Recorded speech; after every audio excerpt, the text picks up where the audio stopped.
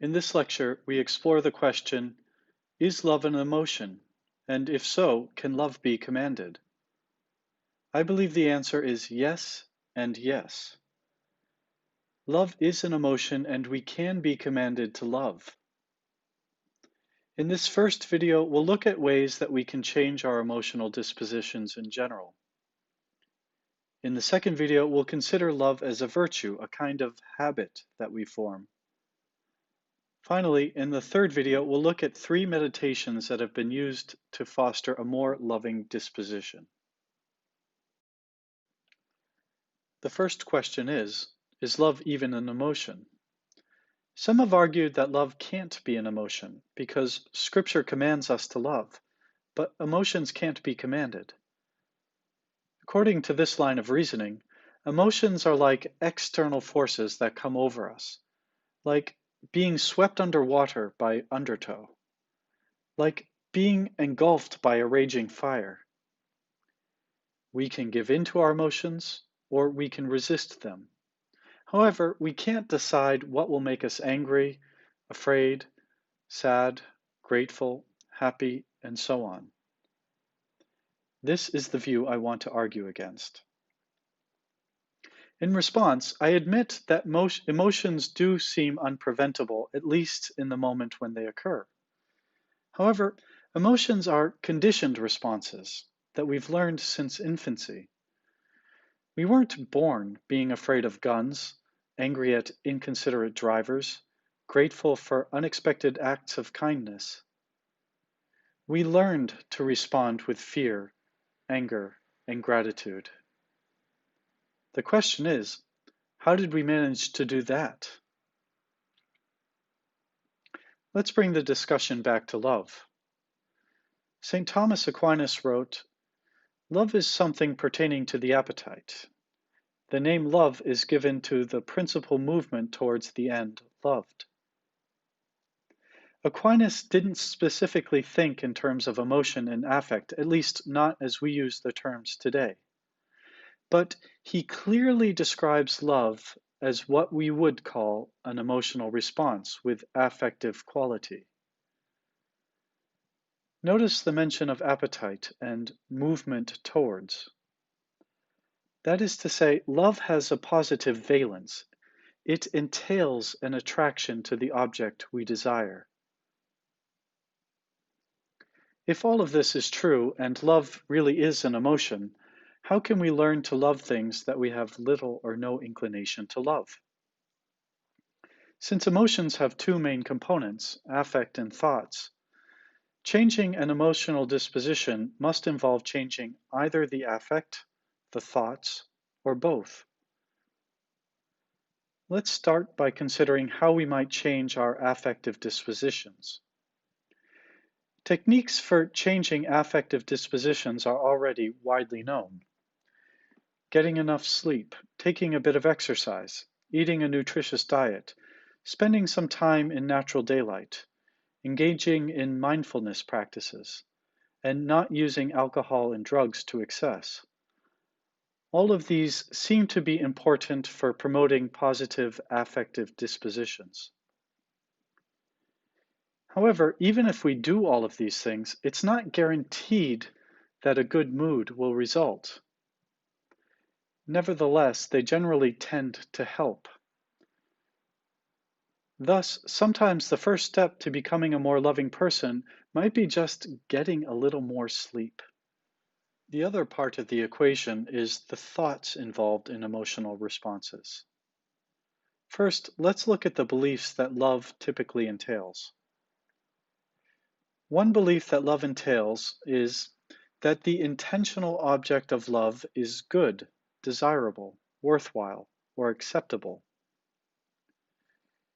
It's worth mentioning God's own assessment of all that God had made in the story of creation in Genesis. God saw everything that God had made, and indeed, it was very good. So, in principle, every created thing is good. Nevertheless, we can believe something is good without being attracted to it, without thinking it's good for me. We can recognize something as desirable without actually desiring it. For example, technological savvy is desirable, but frankly, I don't desire it. I'm happy with my lack of proficiency in this area. So the belief that something is good does not entail that we see something as good for us. Something is still missing from the equation. That something is desire. Love requires a desire to be with the thing we believe to be good. Aquinas calls this the unitive aspect of love. How we express being with depends on the context and the kind of relationship. Being with means very different things in the contexts of friendships, sexual partnerships, professional relationships, and so on. Now, all of this talk of changing beliefs and desires is well and good, but in the moment we experience emotions, emotions seem automatic, as if we can't control them. How do we explain this feature of emotions? One way psychologists and neuroscientists have tried to answer this question is by reference to Hebb's rule, named after psychologist Donald Hebb. Basically, in order to increase the efficiency of brain function, there's a tendency in the brain to strengthen the synaptic connections between neurons that are often used in conjunction with each other. The increasing of the strength of synaptic connection makes it more likely that the neurons will act in partnership in the future. The colloquial way of expressing this is, neurons that fire together wire together. Emotion theorists have postulated that emotions require connections between various brain regions, most particularly between those responsible for affect and for thought. In other words, the groups of neurons that store my concept of, let's say, my brother, are connected to neurons that store ideas such as a good guy, smart, funny, and my concept of love. There are also connections to the valence centers of the brain, so that when I think of the good, smart, funny brother whom I love, I experience positive affect. Yes, of course, it's more complicated than this. There are many, many neurons required, and not just a handful. But that's the basic idea. In theory, then, I can potentially change my emotional disposition. Doing so requires strengthening the synaptic connections between the neurons that store my idea of a person, the neurons that store positive thoughts, and positive affect, so that when I think of my brother, the thoughts good, smart, and funny, as well as my attractive affect, come as if they were automatic. At least that's the theory. You've got to be kidding me, I can hear some responding.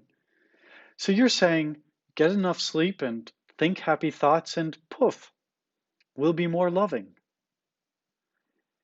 Admittedly, the process of becoming a more loving person is more complicated than I've let on. But in principle, the evidence suggests that positive affect coupled with certain beliefs and desires do describe what we mean by love. However, some beliefs and desires are easy to change and others are not.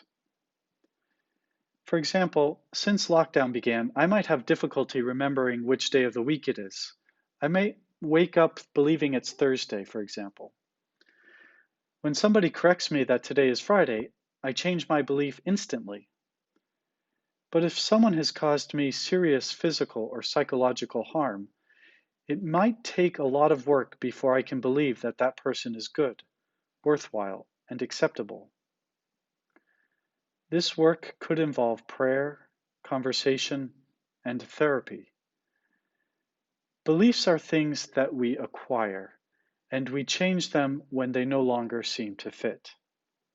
The same is true of desires, affect, and emotions in general. Sometimes this is easy, sometimes it's not. So yes, I do believe that love is an emotion and that love can be commanded.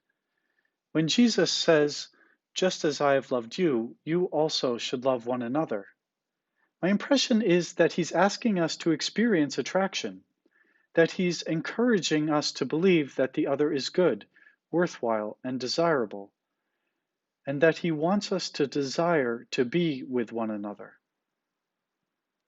Of course, what concrete expression love takes will depend on the context of the relationship. In some cases, this might mean sharing a home.